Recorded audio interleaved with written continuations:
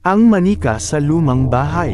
Isang gabi, nagdesisyon ang magkapatid na sina Ella at Emma na bisitahin ang lumang bahay sa dulo ng kanilang barangay. Sabi-sabi, may nakatirang multo doon. Hindi naman naniniwala si Ella, pero si Emma, kinakabahan. Pagdating nila, madilim na at kulog pa. "Sigurado ka ba dito, Ella?" tanong ni Emma. "Oo naman. Para may thrill," sagot ni Ella. Pumasok sila sa bahay. Alikabok, sira-sirang gamit, at mga gagamba ang bumungad sa kanila. Sa isang sulok, nakita nila ang isang manika. Lumang-luma, punit ang damit, at ang isang mata, nawawala. "Oy, ang creepy naman nito," sabi ni Emma. "Hayaan mo na," sagot ni Ella, pero pinulot niya pa rin ang manika. Umuwi na sila. Pagdating sa bahay, nilagay ni Ella ang manika sa kanyang kwarto. Kinagabihan, hindi siya makatulog. May naririnig siyang kaluskos. Tiningnan niya ang manika. Nakaupo ito sa kanyang kama, nakatingin sa kanya. "Emma, Emma," sigaw ni Ella. Pagdating ni Emma, wala na ang manika. "Nagpapatawa ka ba, Ella?" "Wala naman dyan," sabi ni Emma. Bumalik sila sa pagtulog.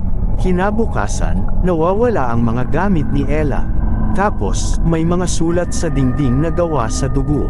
"Umalis na kayo," nakasulat. Natakot na talaga sila. Isang gabi, nakita nila ang manika sa kusina. May hawak itong kutsilyo. "Hindi kami aalis," sigaw ni Ella.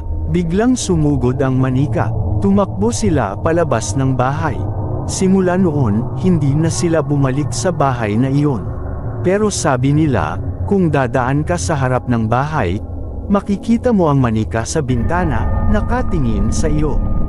"Oh, ano, natakot ka ba?" "Hehe, sana nagustuhan mo ang kwento ko. Kung gusto mo pa, sabihin mo lang.